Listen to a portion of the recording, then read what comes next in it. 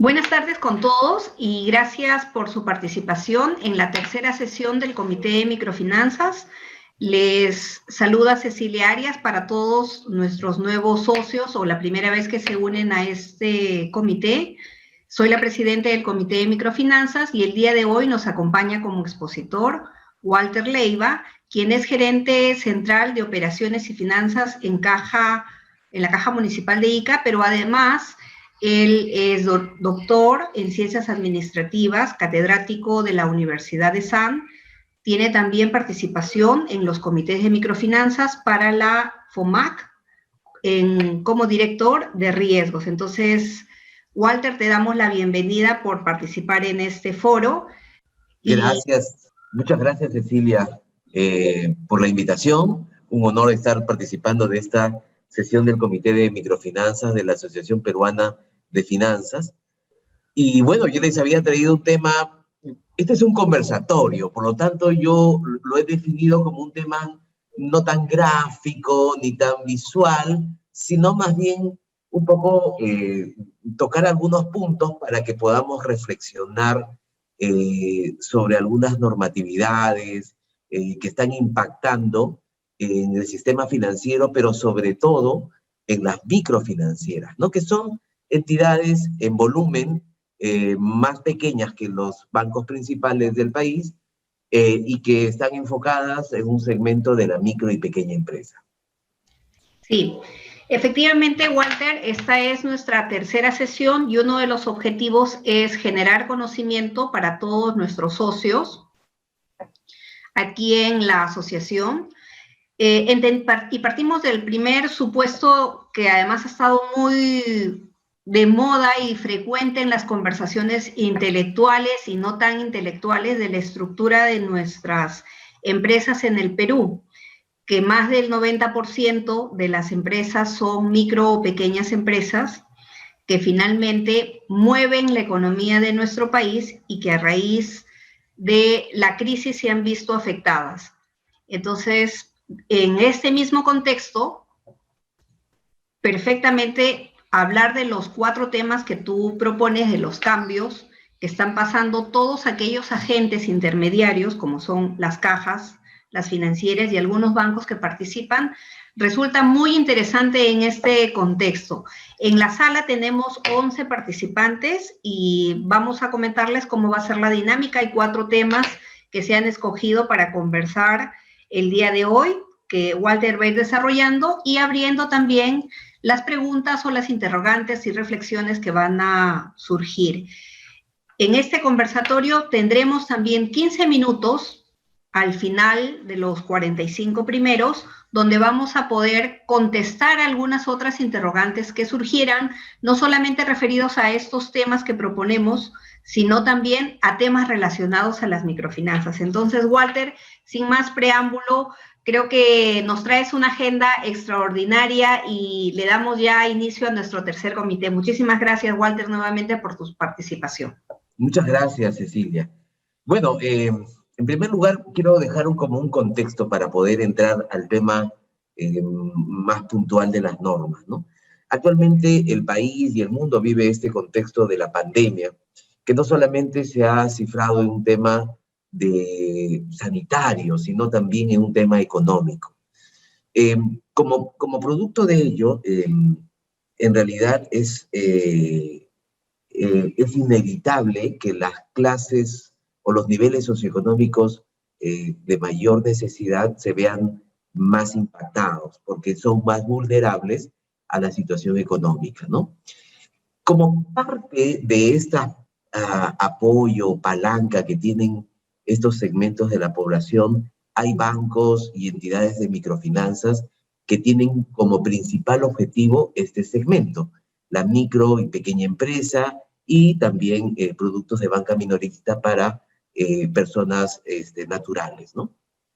Entonces, bajo ese contexto, estamos en una situación difícil y aquí entra un protagonista que no ha sido muy frecuente a lo largo de la historia del sistema financiero, pero que se suele y es necesario también su presencia en estos momentos, que es el gobierno expresado a través de sus entidades importantes regulatorias o supervisoras, como es la Superintendencia de Banca y Seguros, el Banco Central de Reserva, o el mismo Congreso que ha ido tratando de captar de repente algunos de los aspectos que más preocupaban a la población y que los ha volcado en algunas normativas o leyes que desde su punto de vista pueden ser favorables para la población. Sin embargo, aquí es precisamente el punto reflexivo, ¿no? Aquí es donde voy a conversarles un poco de qué normas son las que están saliendo, las principales, y de qué forma pueden favorecer o perjudicar, porque para algunos sectores o algunas personas podría ser perjudicial, mientras que para otros es favorable. Entonces, además de esto, pues, quiero traer a la memoria una frase de Warren Buffett, ¿no? Que nos dice que el mundo que estamos viviendo es el mundo VUCA, ¿no? Que son las iniciales de 4 palabras. La primera es volatilidad. Es un mundo muy volátil donde las cosas están hoy, mañana no, desaparecen, aparecen. En nuestro país creo que hemos vivido una de las épocas con mayor volatilidad, especialmente en la parte política, ¿no? Hemos tenido 3 presidentes en un año, cosas que nunca habíamos visto a lo largo de toda nuestra historia republicana, pero que se han ido dando y que esto también ha marcado, de hecho, algún impacto en la parte del manejo de la política económica del país y, a su vez, en sus entes regulatorios y en sus normatividades que se están aplicando hoy en día, ¿no? Entonces, esa es la parte de la volatilidad. La segunda sigla es la U de uncertainty o de incertidumbre, que es precisamente lo que nos está pasando hoy en día. Hace poco hemos estado reunidos para ya dar los primeros esbozos del plan estratégico. Sin embargo, cuando nos hemos reunido con el asesor, pues había mucha incertidumbre porque en realidad no sabemos todavía qué puede pasar de aquí hasta el 6 de junio, que son las votaciones, y a partir del 28, la política de gobierno que se podrá instalar, ¿no? Hay una incertidumbre porque el país está dividido casi en 2 partes muy similares. No sabemos finalmente a ciencia cierta cuál de las tendencias se impondrá, pero finalmente sabemos que una de ellas pues se va a dar y va a gobernar, ¿no?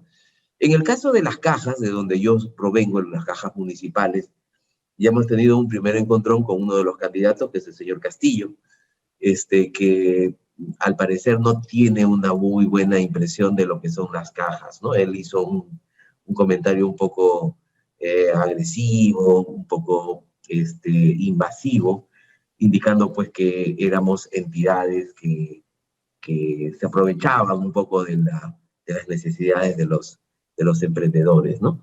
Inmediatamente la Federación Peruana de Cajas también publicó una posición de todo el sistema, indicando pues que rechazábamos esas aseveraciones, ¿no? Y que más bien la historia de las cajas y de las entidades que apoyan a la micro y pequeña empresa funcionan no en negativo, sino en positivo, porque millones de personas y de emprendedores han podido ayudarse con estos préstamos que las cajas y las empresas financieras, bancos especializados, otorgan a estos segmentos, que no son necesariamente los segmentos en los cuales se enfocan los grandes bancos, que tienen a su vez los segmentos más corporativos o de grande o mediana empresa, y también en segmentos de personas, pero en personas con algún tipo de nivel de ingreso un poco más elevado, ¿no? Entonces, entre esta interacción de quién es quién, hacia dónde nos dirigimos, realmente también tenemos una gran incertidumbre. La tercera sigla es la C, de complejidad. Porque el ambiente, el contexto, no solamente es volátil e incierto, sino que también tiene matices de complejidad. Porque hay cosas que pueden ser beneficiosas para alguno de los segmentos o alguno de los stakeholders y otras que pueden perjudicarlos. Entonces, también es complejo regular, supervisar, orientar algunos de los servicios en este contexto. Y finalmente, la cuarta letra, que es esta terminología del VUCA, implica ambigüedad. Ambigüedad porque hay cosas que puedan significar distinto, el hecho es el mismo, pero puede ser interpretado de diferente manera dependiendo de los lentes con los que se vean, ¿no? Entonces, sí es cierto, vivimos un contexto VUCA, volátil, incierto, complejo y ambiguo. Y entre todo este contexto, pues tenemos lo que son ya la parte de las normativas regulatorias. Con ese contexto, con esa introducción, quiero empezar a mencionar los puntos que quisiera conversar con ustedes hoy día, ¿no? En primer lugar, hay una ley que ha salido que es la 31143, que es la ley de la usura y los topes de tasa, que ha sido promulgada recientemente por el Congreso de la República, ¿no? Esta ley lo que propone es que las personas naturales y personas jurídicas puedan acceder a productos y servicios crediticios, pero con una tasa que pueda ser regulada por el Banco Central de Reserva del Perú. Y le encarga al Banco Central de Reserva del Perú precisamente esa tarea, ¿no? El Banco Central ya ha elaborado el reglamento de cómo se van a poner esos topes de tasas de interés. Ahora, si lo analizamos desde el punto de vista de un ciudadano de pie, pues diremos que hay tasas que realmente son de orden mayúsculo, ¿no? A leonino, ¿no? Miren ustedes, tasas de más del 100%, 150%, son tasas realmente elevadas, ¿no? Para los riesgos. Sin embargo, también hay que compensar probablemente que esos productos fueron elaborados dentro de un contexto y dentro de un segmento que no solamente tiene un costo financiero el otorgarles ese préstamo, sino tiene un altísimo riesgo. Por lo tanto, todos sabemos que a mayor riesgo se exige mayor rentabilidad. Pero ¿quién tiene la razón? Bueno, si conversamos acá con un ciudadano cualquiera, pues nos dirán, no, los bancos siempre nos han estafado con tasas muy grandes, no sabemos lo que nos cobran, ¿no? Pero eso es, digamos, el pensamiento de una persona que no tiene un conocimiento más profundo. Pero sí es cierto que también son tasas de interés elevadas, ¿no? ¿Quién tiene la razón? Ahí es justamente el gran punto. Ahora, miren ustedes, hicimos hace poco, antes de que empiece esta ley, hicimos un benchmark rápido, ¿no? Y no solamente, en esta norma, no solamente se aplica a las tasas de interés por créditos, sino que tenemos las tasas de interés moratorio.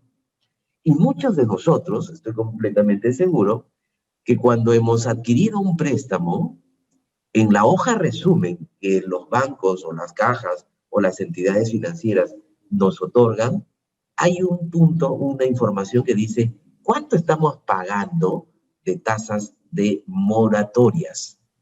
Es decir, si nos retrasamos en pagar, ¿cuánto estamos pagando por ese retraso?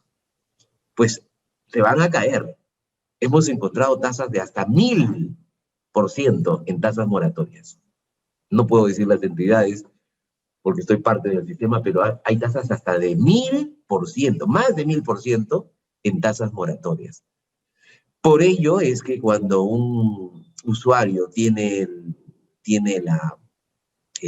digamos, un retraso en sus pagos, pues entonces hay hay que pagar esa tasa de interés moratoria, que es alta, pero como eso se multiplica solamente por el número de días de atraso, por el saldo de capital de la cuota vencida, entonces el monto es bastante pequeño, ¿no? Entonces, no es casi imperceptible, pero es bastante fuerte.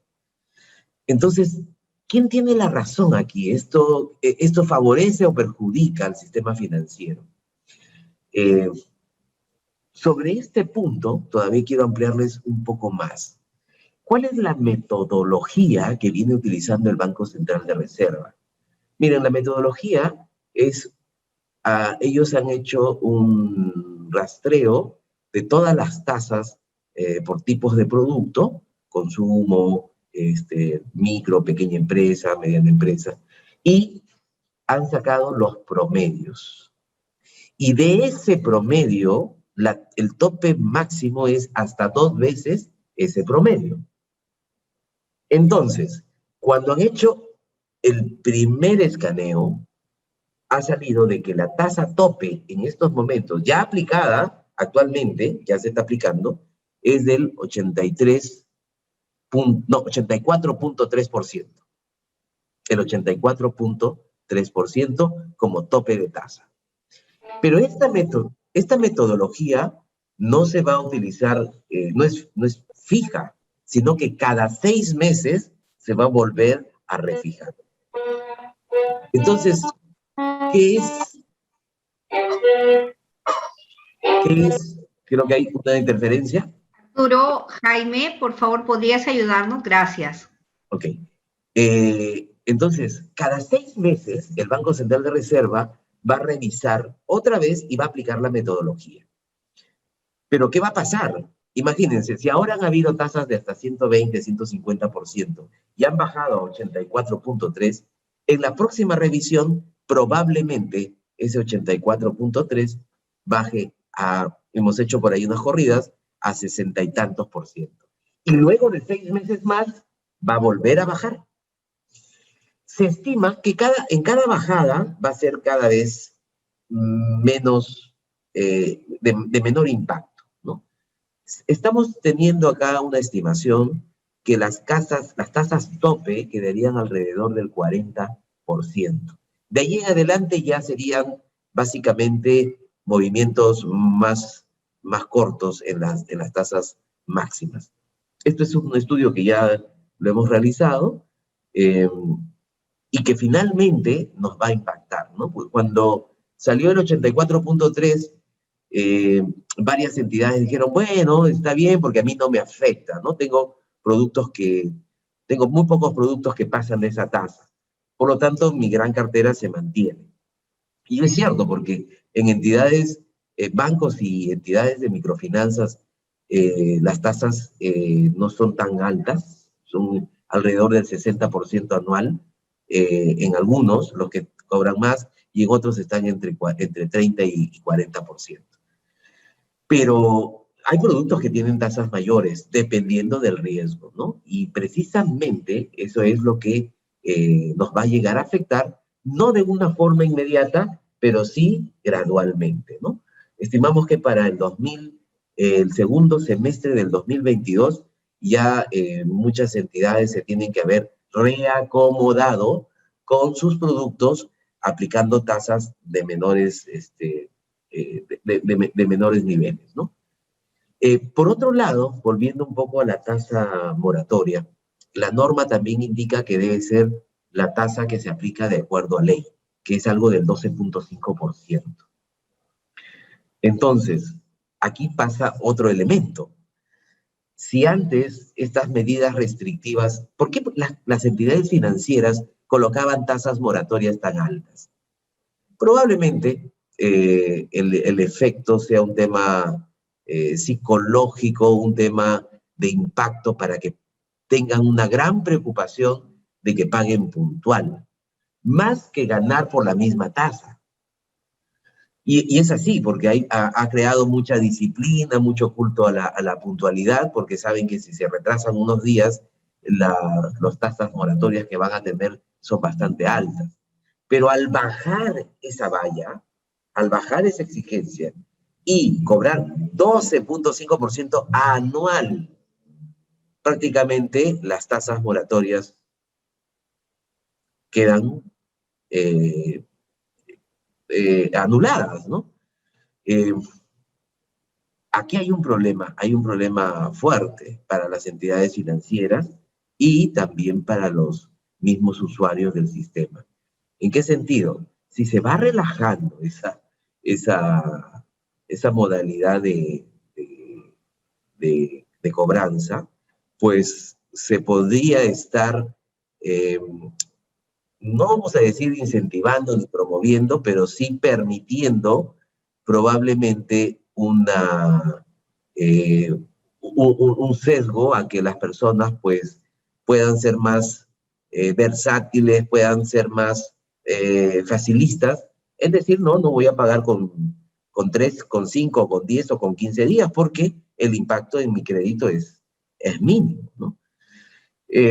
Claro que esto no es estático, ¿no? No es estático porque las entidades también pues tendrán que dar una respuesta, ¿no? De repente incentivar sus sistemas de cobranza, ser más agresivos en las llamadas, en las comunicaciones, etcétera, ¿no?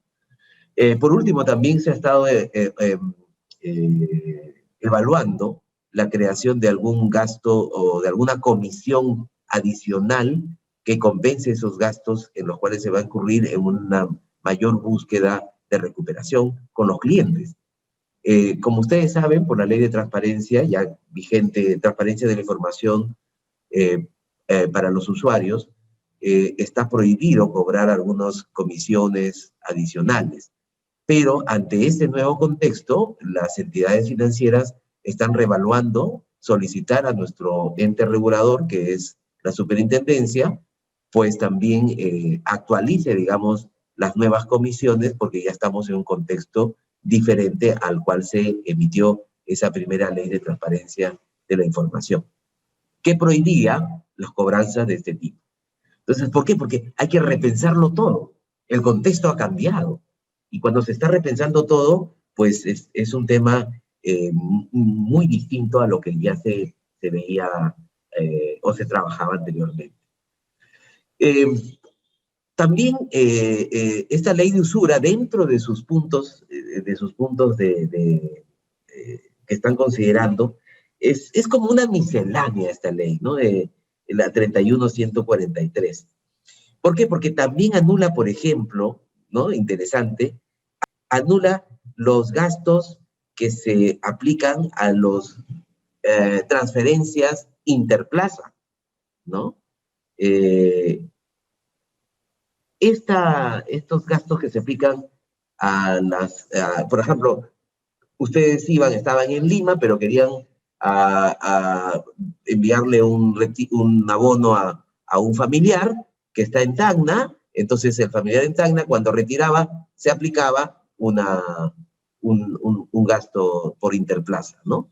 O ustedes mismos, si nosotros mismos, nuestra tarjeta de débito fue originalmente otorgada en Lima y queríamos hacer una operación en Cusco, entonces al momento de retirar una cantidad o de transferir, se nos cobraba un gasto de interplaza. Entonces, esto también ha sido anulado. Probablemente también haya un impacto. El impacto es favorable para el usuario, correcto, en este punto, pero el otro aspecto es el incremento del gasto hasta cierto punto para las entidades financieras. Ya habían entidades, como algunas del sistema de cajas, que ya habían anulado incluso este gasto, ¿no? Este gasto de interplaza.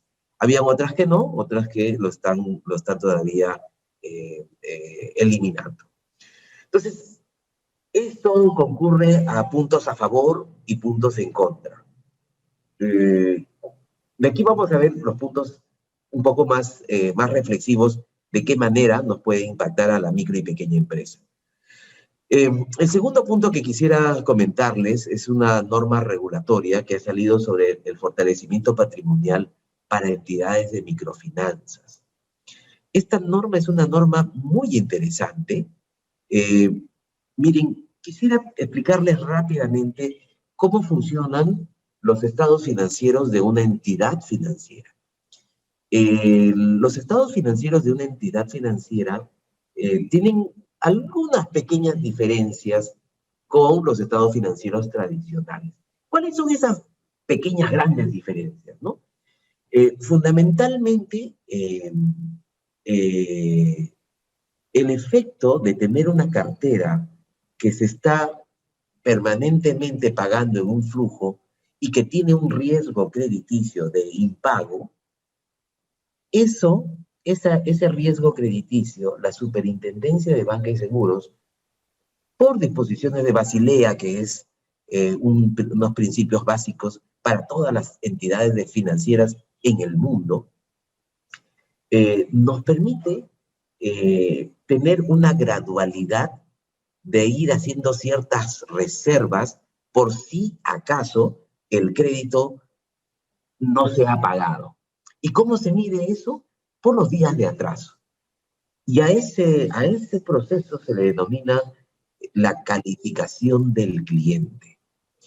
En el sistema peruano existen 5 calificaciones que están enumeradas. La calificación de menor riesgo, que se asocia al número 0, y la calificación de mayor riesgo, que se asocia al número 4. La de menor riesgo, que es la de 0, se le denomina un cliente con calificación normal, ¿no? Un cliente que paga puntual. ¿Cuándo es considerado un cliente que paga puntual? Cuando paga entre 0 y 8 días de atraso. Pero ¿qué pasa a aquellos clientes que pagan pero con algún retraso? A eso se les denomina clientes con problemas potenciales, o comúnmente llamado CPP. Esos clientes, si tienen un atraso entre 9 días y 31, se consideran como clientes con problemas potenciales, clientes CPP. Pero, ¿qué pasa si pasa de los 30 días? Ya no es un cliente con problemas potenciales, es un cliente deficiente. Ya es un cliente con calificación deficiente. Y este cliente con calificación deficiente está entre 31 días y 60 días de atraso. El dudoso es para aquel que tiene más de 90 días de atraso, y el pérdida es aquel que tiene más de 120 días de atraso. Entonces, en la medida que el cliente se va deteriorando su cumplimiento, los bancos y las entidades financieras tienen que hacer una reserva de dinero para reponer ese dinero que ha sido mal colocado por cualquier razón. Y a eso se le denomina las provisiones. Como este modelo, entonces, este modelo, ¿cuál es el gran temor de las entidades financieras? Si se deteriora la cartera, las provisiones se van a incrementar. Y esas provisiones, dentro de los estados financieros, directamente aplican en el cálculo a los márgenes financieros. Y redunda en la utilidad. Si yo tengo mayor pérdida, obviamente voy a tener menor utilidad. El contexto macroeconómico ha generado pues que muchas empresas, personas han perdido sus trabajos, empresas han cerrado, los restaurantes, ustedes saben, muchos restaurantes han cerrado sus puertas. ¿Por qué? Porque el contexto pues obligaba a que se impida la venta, se impida la salida de los usuarios que podamos comprar, queriendo protegernos de la parte sanitaria, ¿no? Entonces, era casi un versus. O nos interesa más el control sanitario o nos interesa más la parte económica. Entonces, bueno, ahora hemos tenido 2 gobiernos que han manejado esta pandemia, que es el del señor Vizcarra y el del señor Sagasti, ambos con algunas diferencias. El primero tal vez fue muy enfocado en la parte sanitaria, en desmedro de la parte económica. El segundo ha tratado de balancear ambas cosas y ya se ha tenido, digamos, algunos resultados interesantes en la parte económica. Entonces, ¿qué pasa cuando estas provisiones se incrementan? Las utilidades disminuyen y se pueden volver pérdidas. Pero si se vuelven pérdidas, afectan al patrimonio de la entidad. Y ojo, hay entidades, varias entidades, bancos incluso, especialmente los bancos de consumo, que están con unas pérdidas bastante elevadas, y así como el sistema de microfinanzas, tanto cajas municipales, financieras, de las cajas rurales, casi todas están en rojo. De las municipales, de 12, 5 están en rojo. Entonces, y de las financieras, también más de la mitad están en rojo. Entonces, ¿qué pasa cuando esta utilidad disminuye el patrimonio? Aquí hay otra relación. Acá hay otra relación. Una relación bien interesante. No sé si algunos de ustedes lo conocerá o en todo caso les voy a comentar. Miren, las entidades financieras, ¿cuánto pueden colocar? La relación de cuánto pueden crecer lo indica la misma ley, la 23702, que es la ley del sistema financiero, la 26702, que indica que el tamaño de la cartera está en relación a su patrimonio. ¿Por qué? Porque la entidad financiera, recordemos que es una entidad que intermedia, capta dinero para colocar el dinero. Entonces, está utilizando recursos que no son necesariamente de la entidad financiera. Son recursos públicos, de personas o de empresas. ¿Qué pasa si el patrimonio, es decir, la participación del banco o de la entidad financiera, en lugar de crecer, disminuye? El riesgo de solvencia de esa entidad financiera se incrementa. Y dicho sea de paso, ya hay entidades que venían con problemas de utilidades negativas y que con estos 2 años que tenemos, bueno, año y medio que ya tenemos por el efecto de la pandemia, pues ha sido tal vez el punto de inflexión que les ha remecido, digamos, muchísimo más en el tamaño de su patrimonio. Ahora, en el caso de las entidades privadas, tienen un poco más de posibilidades de conseguir algunos socios estratégicos que pongan más capital por su proyección, por su flujo de ingresos a futuro, en fin. Pero en el caso de las cajas municipales, desde el mundo donde yo vengo, es difícil que un municipio ponga más dinero. Es más, los municipios normalmente lo que están esperando es que a la distribución de las utilidades en el mes de marzo, la entidad, estas cajas municipales les den a ellos, ¿no? Pero el tema es de que no es así. Estos años, pues, ha habido cajas que han tenido pérdida y no han reportado nada a sus municipios. ¿Qué va a pasar? Si esto sigue cayendo, lo que va a pasar es que esas entidades, pues, sean intervenidas por la superintendencia por falta de solvencia. Ante este contexto que les he comentado, espero no haberlos aburrido, sacó una norma regulatoria, ya pues, especialmente para una norma de salvataje para poder apoyarles a estas entidades y fortalezcan ese patrimonio. Fortaleciendo el patrimonio, la entidad tiene solvencia y puede continuar sus actividades. Precisamente la norma habla de que el Ministerio de Economía ha dispuesto 1.700 millones de soles que los va a administrar COFIDE para que pueda evaluar el estado de suficiencia patrimonial de cada entidad y pueda generar un préstamo considerando como garantía acciones preferentes, ¿no? ¿Qué son las acciones preferentes? Son acciones que no les dan derecho a voto, pero que se aseguran, dependiendo de la negociación, un porcentaje de retorno anualmente a través de las utilidades de estas entidades. Entonces, estas acciones preferentes tienen algunas consideraciones. Por ejemplo, tienen algunos covenants o detonantes. ¿Cuáles son esos covenants o detonantes? Cuando se hacen estos contratos, yo te doy dinero a manera de acciones preferentes. Pero si tu entidad llega a un nivel de deterioro en mora, a un nivel de deterioro en provisiones, a un nivel de deterioro en pérdidas, estas acciones preferentes se vuelven acciones comunes. ¿Y qué pasa cuando se vuelven acciones comunes? Cuando se vuelven acciones comunes, te vuelves socio natural de la empresa.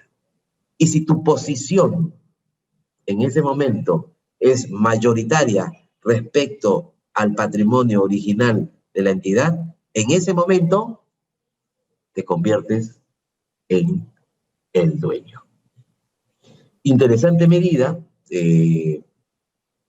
ya esta medida es bastante conocida, por lo menos en el sistema financiero.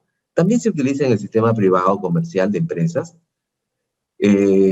muchísimo, pero bajo este modelo el Estado pues está interviniendo, digamos, te ayudo, pero si tú no cumples con tus indicadores de gestión, pues simplemente vamos a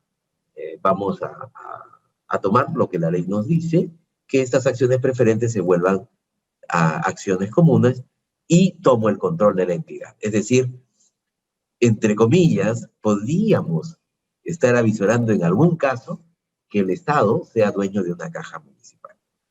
Y ojo que esta ley no solamente está orientada a cajas municipales, sino también a entidades privadas de microfinanzas, ¿no? Entonces, aquí, este es un camino diferente, no lo habíamos considerado bajo un estándar de proyección, pero ya se abrió. Precisamente este mes está saliendo el reglamento operativo con COFIDE para establecer ya los últimos detalles de cómo se va a llevar a cabo. ¿Qué otra norma quisiera conversarles así rápidamente antes que se me vaya el tiempo? Porque yo hablo mucho a veces, discúlpenme si les estoy un poco... es un tema técnico, ¿no? Espero que les agrade estos temas técnicos, especialmente a los que estamos en el mundo financiero. Nos interesa conocer cómo es que se aplica la norma o los entretelones de la norma también, ¿no? Otra norma que también ya se utilizó para la crisis del 2009 es una norma que autoriza operaciones de repos por exigencia de liquidez. ¿Qué significa esto? Esto tiene que ver con el Banco Central de Reserva. ¿Y qué son? Son básicamente préstamos poniendo en garantía tu propia cartera, ¿no? Poniendo en garantía tu propia cartera en un plazo determinado. En estos momentos estamos hablando de plazos de 24 meses. Son específicamente operaciones para que la entidad financiera pueda poner en garantía su cartera o algunos segmentos de su cartera y el Banco Central de Reserva te otorga liquidez, préstamos. Las tasas obviamente son tasas bastante accesibles, ¿no? Generalmente tasas que están en niveles similares a los bonos soberanos, ¿no? Esto es como un salvavidas también, pero que mientras que la anterior norma va a la solvencia, esta va a la liquidez, ¿no? ¿Qué pasa si es que la entidad financiera sigue colocando, pero ya no tiene la liquidez? Entonces, pues podríamos acceder a ese tipo de operaciones de repos. Aunque,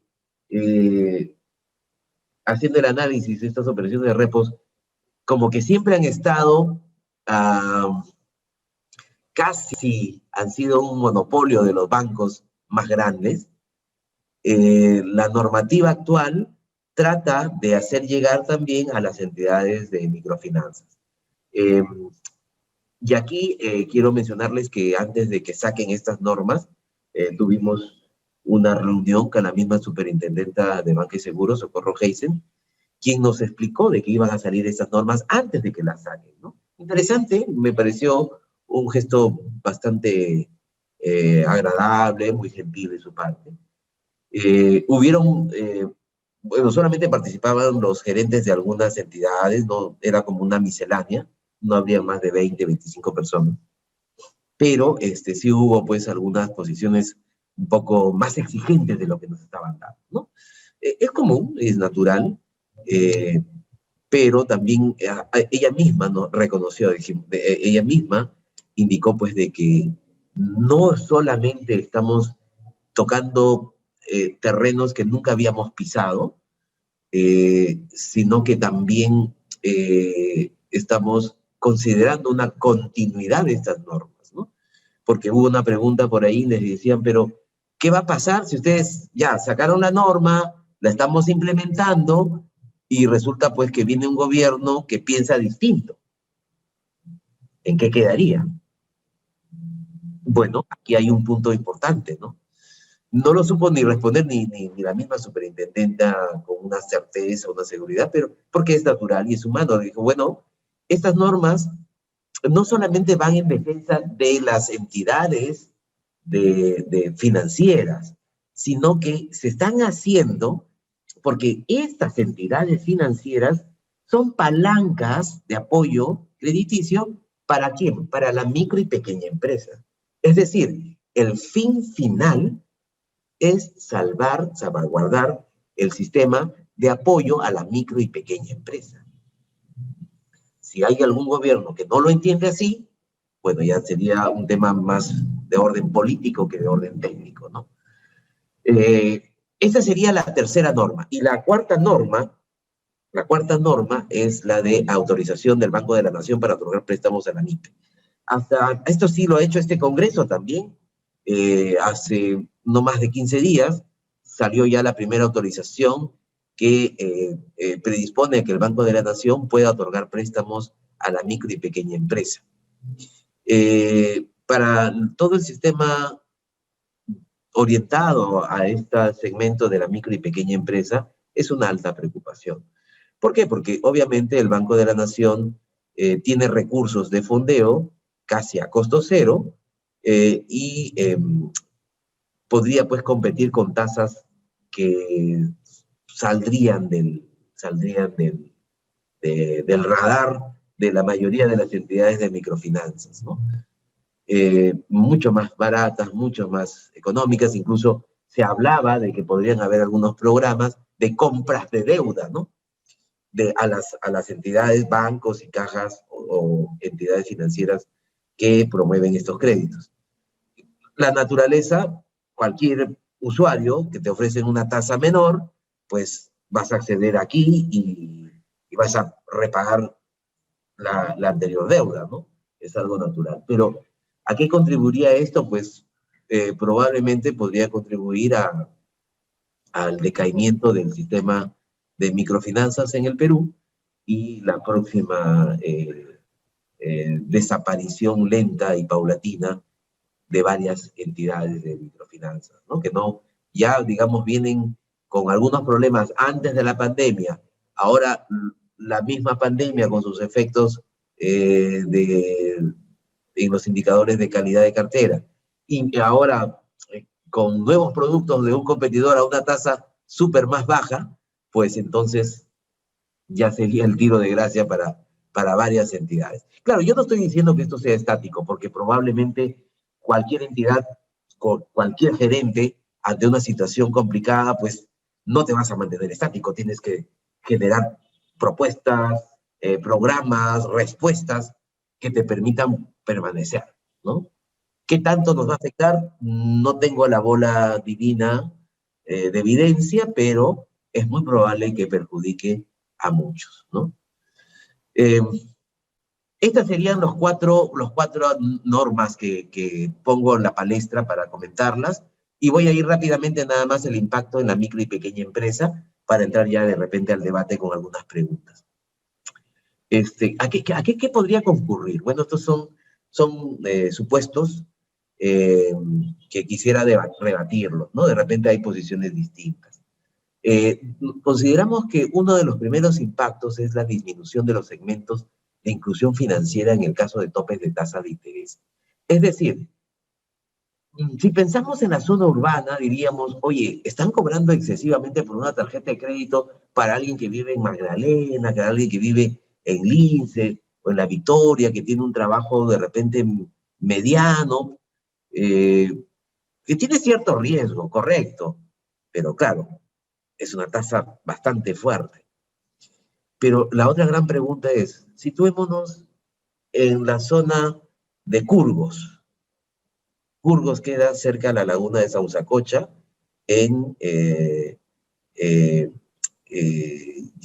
pasando lo que es Caraz, Carhuaz. O sea, es lejísimo. Son pueblos muy pequeños. Un analista de crédito de una entidad especializada, desde su agencia tiene que manejar, a veces en moto, hasta 2 horas, pasando por charcos, se van con su poncho de plástico porque la lluvia está incesante, por ejemplo, ¿no?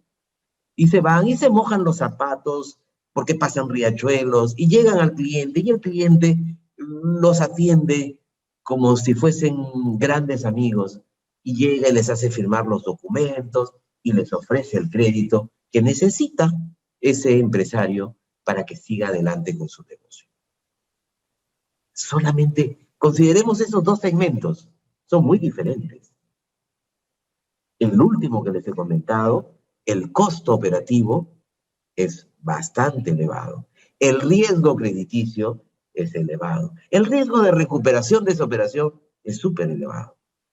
Entonces, no podemos tampoco pensar que la misma regla se aplica a todos.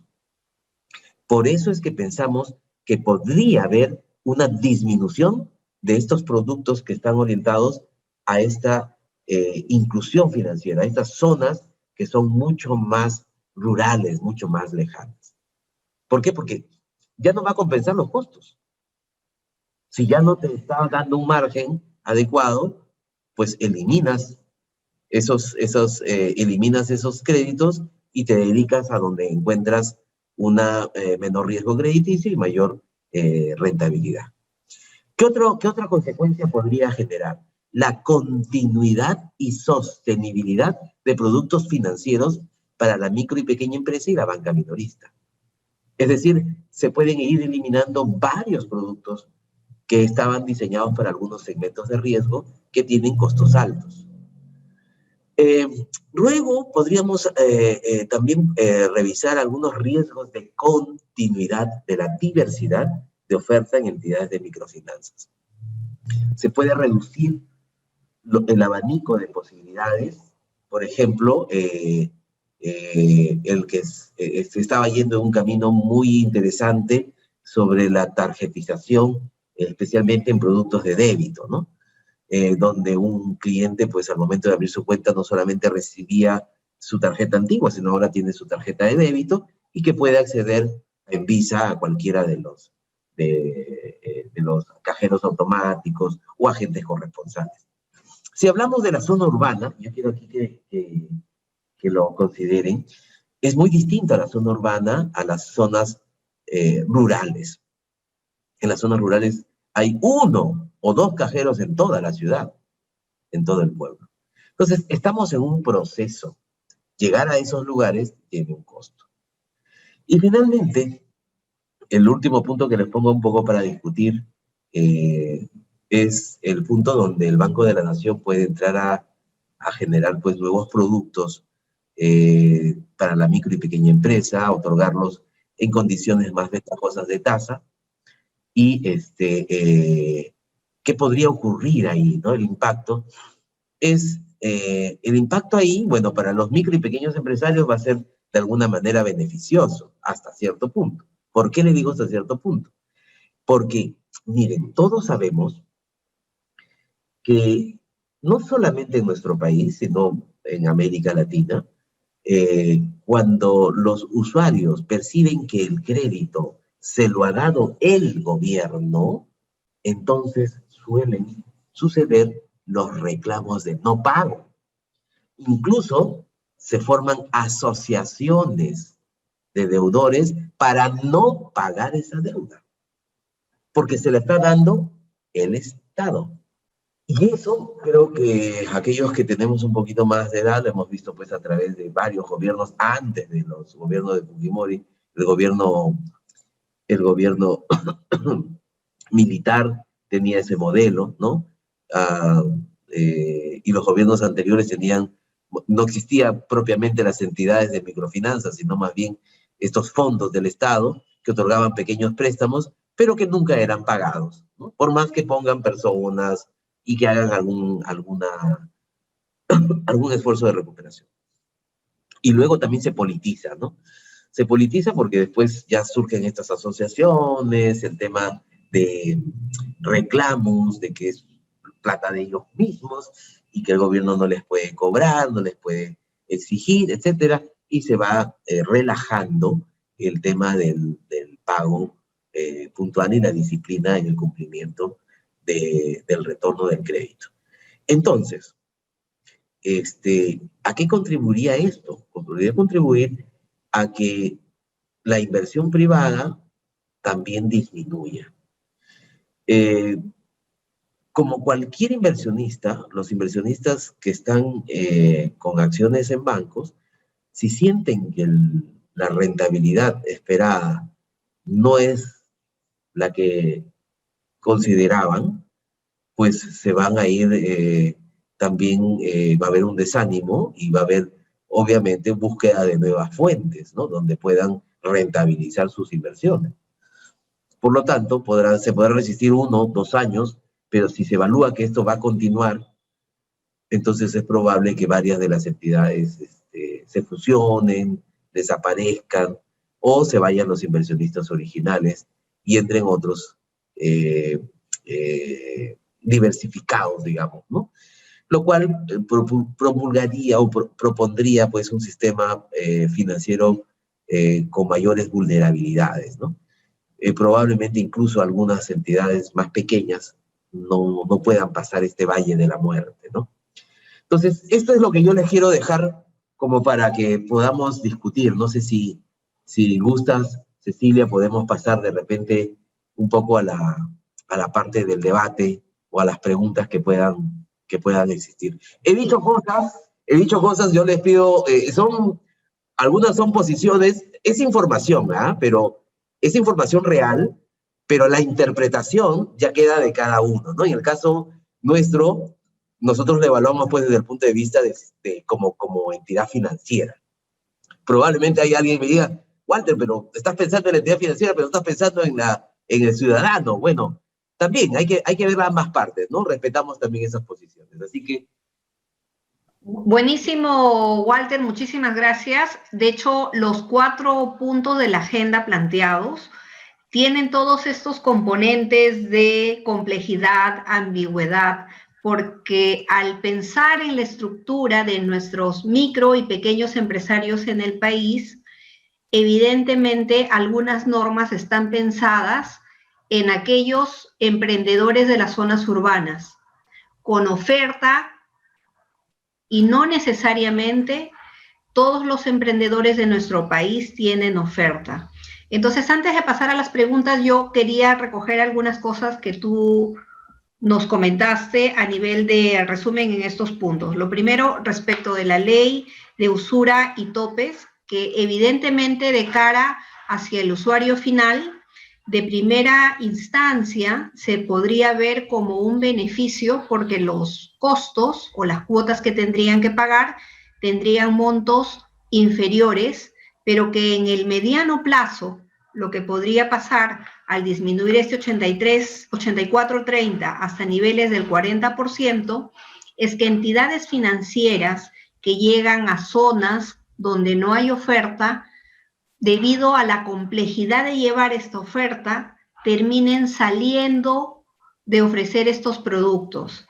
Por lo tanto, aquello que se pensó como un beneficio, porque el crédito, y esto para todos los que están en el panel, debe ser un derecho que deben tener todos los emprendedores para crecer. Tendría un efecto contrario en el mediano plazo al tener un tope. Respecto del segundo punto, sobre el fortalecimiento patrimonial, y aquí, de hecho, la asociación es de todos los que tenemos a cargo la parte financiera, el fortalecimiento patrimonial de las entidades financieras, algo que en la historia no se ha dado a nivel de cajas o financieras, podría ser una salida más bien de rescate, y ahí quisiera tu opinión, Walter, de mandar un salvataje a aquellas empresas microfinancieras que ya están presentando problemas y que de ser intervenidas por la superintendencia generarían mayores problemas en el sistema financiero. Entonces, lo dejo como una pregunta ahí que es, desde donde yo lo veo, sería como un primer paso de ver cómo no caer en una crisis financiera, dada la situación de la pandemia y todos los problemas previos que tenía. Respecto del tema número 3, que es la norma que autoriza los repos, va en el mismo contexto de proveer liquidez y cómo esto se podría mantener en el tiempo. Los financieros que trabajan hoy en banco están enfrentando un mercado completamente líquido para prestar, pero con muchas restricciones para el crédito, situación que cambiaría también si es que ya la empresa, la microfinanciera, la caja municipal o rural, no tuviera capacidad para entregar dinero, que no es la situación de la banca grande, que hoy día tiene exceso de liquidez. Y respecto del punto 4, que es uno de los más complejos, en realidad es, a raíz de que el Banco de la Nación puede operar, el cambio de la normativa que antes permitía que el Banco de la Nación ofreciera productos en zonas donde la banca comercial no tenía productos, hoy con este cambio, y aquí también, Walter, ¿cuál sería tu opinión? Es que finalmente una mala administración de los recursos del Banco de la Nación en el otorgamiento de créditos viene en desmejoría de todos aquellos que tributamos, porque finalmente es el banco de todos nosotros. Y tenemos ejemplos no solo de ahora, no de unos años atrás, sino ejemplos como el Banco Agrario, que presenta indicadores muy malos por la calidad crediticia. Entonces, lo digo esto dentro del contexto, y ahí, Walter, quisiera tu opinión respecto, empezamos por el Banco de la Nación. Tú hacías una conclusión que esto reduciría la inversión privada, pero yo fuerzo un poquito más el razonamiento y diría que no solo la inversión privada, sino podría poner en peligro que el Banco de la Nación, que administra fondos que vienen del gobierno, puedan terminar haciendo que perdería los fondos de todos nosotros, ¿no? Como un efecto completamente negativo. De hecho, en el tema del Banco de la Nación, tú sabes que el Banco de la Nación es uno de los bancos más rentables del país, ¿no? Súper rentable. Y ahí podemos ver pues su edificio hermoso que tienen recientemente construido hace unos pocos años, ¿no? Pero todos sabemos que el Banco de la Nación está otorgando préstamos básicamente en el sector consumo público, ¿no? Para trabajadores públicos, pero se respalda detrás de una planilla, ¿no? Es decir, los pagos se hacen a través del Banco de la Nación, entonces el riesgo crediticio es bastante menor.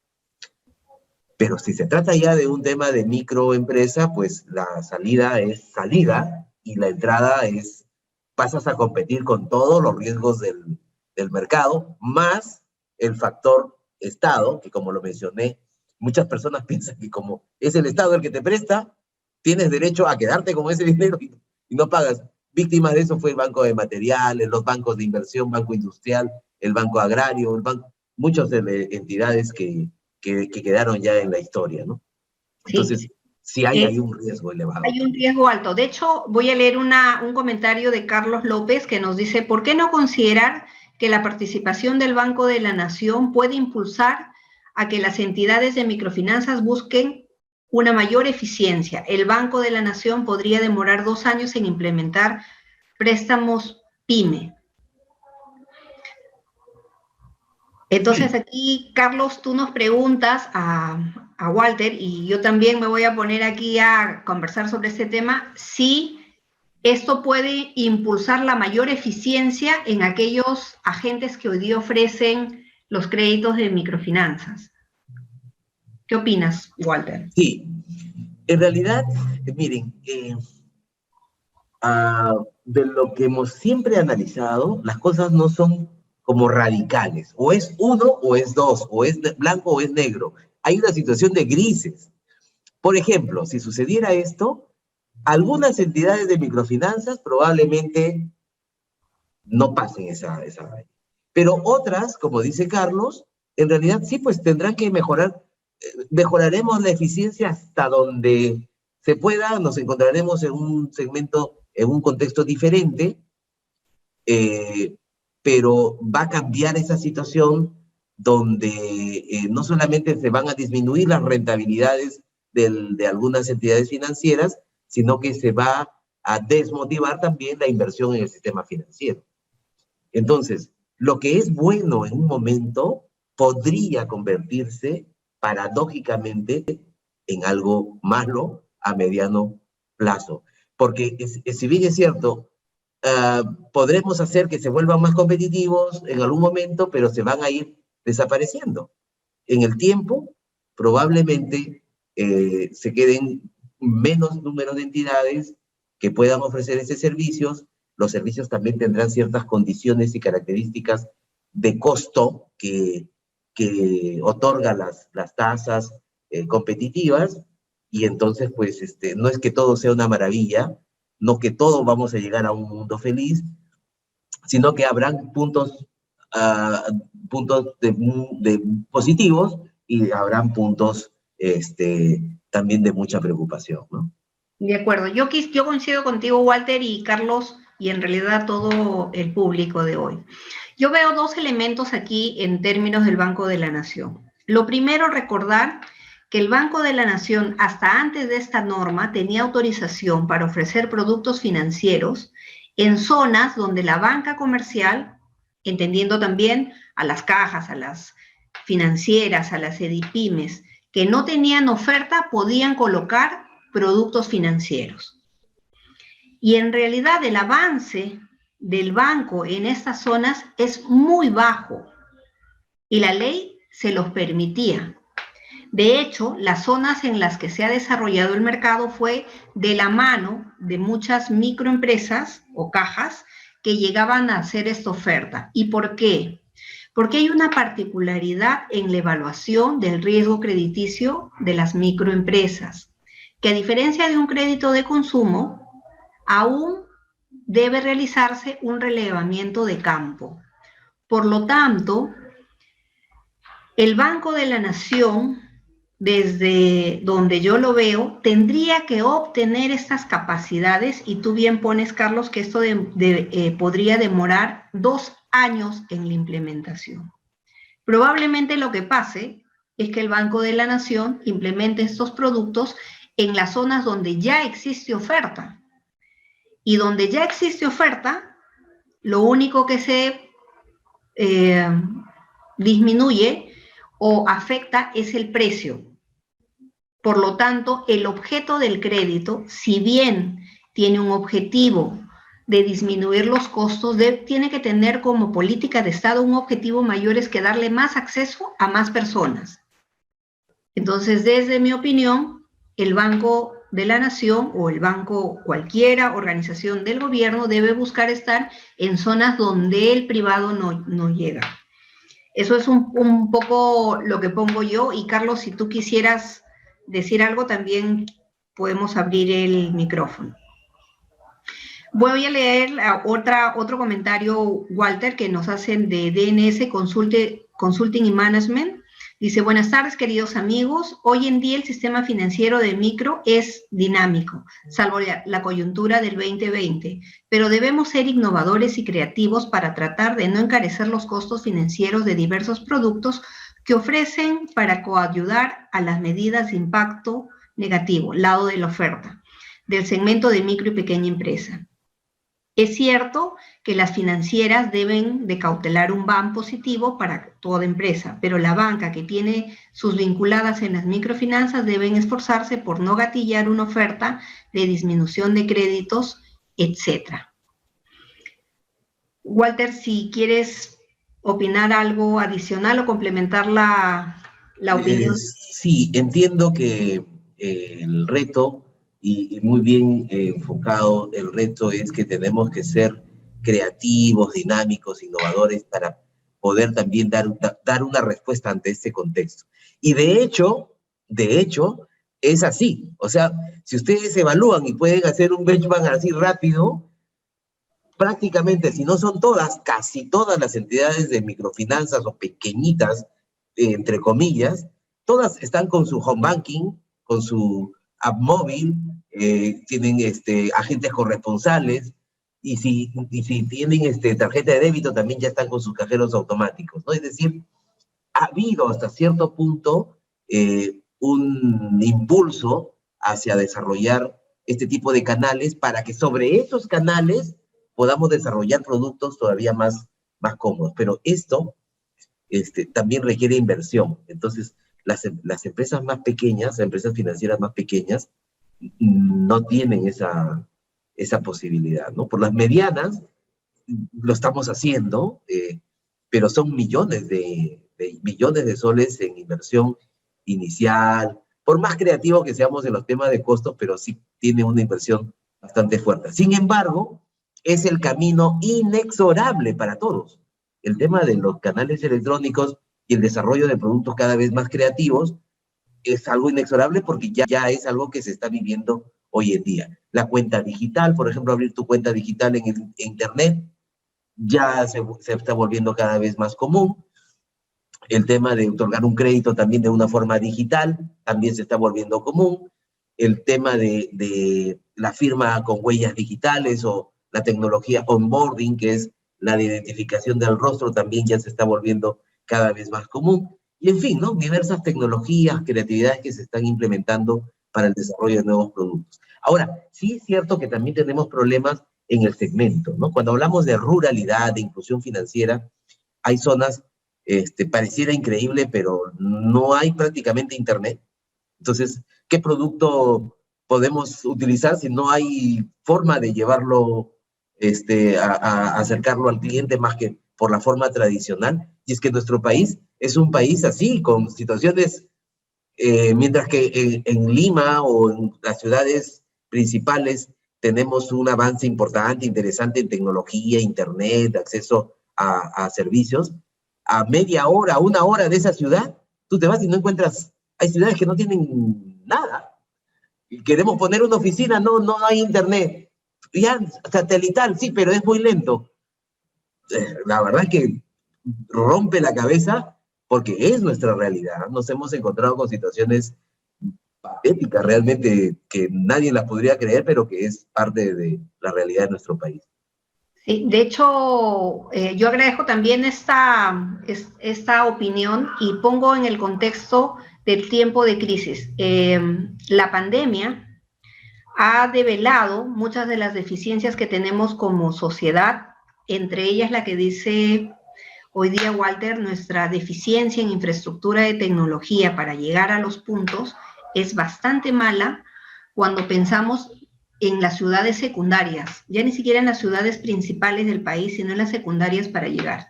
Y a raíz de la pandemia, la reducción de aforos, la poca salida de los asesores o analistas hacia el campo, hacen que sea limitada la inclusión financiera. Y yo aquí creo que ese ha sido un rol del Estado, que lo tiene que cumplir para democratizar el acceso al crédito. Pero yo le planteo a todos los que están aquí que tenemos formación en finanzas. Muchas de las medidas que está dando el gobierno están pensadas en controlar tasas, en tener el acceso al crédito con una tasa controlada. Pero cuando nosotros pensamos en el emprendedor, y estoy hablando de microempresas y pequeñas empresas, no es lo mismo que comparar a una empresa más grande o a una persona natural, donde pensar en una tasa superior al 25% resulta demasiado oneroso, porque la comparación de los márgenes que va a generar esa unidad productiva son menores. Sin embargo, si pensáramos en unidades más pequeñas, el acceso per se le da la posibilidad de crecer. Entonces, la comparación de tasas tiene que ver con los retornos que se esperan, así como la oportunidad. Y creo que ahí, esta es mi opinión, el gobierno, a pesar de que somos un país de emprendedores, aún los que están tomando estas decisiones no encuentran necesariamente cómo salir de esa complejidad, cómo dar una solución a los emprendedores que son diferentes en la zona urbana que en la rural. Y cuando Walter al inicio decía la situación que tiene volatilidad, incertidumbre, complejidad y ambigüedad, en el caso de las microfinancieras o del microcrédito, compiten muchísimo las cuatro y en paralelo. Entonces es muy complejo normar en este sentido. Finalmente, creo que lo que sí han demostrado los emprendedores y como efecto de este conocimiento de los emprendedores, la capacidad de resiliencia que tienen para salir adelante. Le toca a Walter, a todos los que están hoy día en entidades financieras, tomar todos estos elementos de resiliencia para poder dar una oferta de productos que pueda ser sostenible en el tiempo.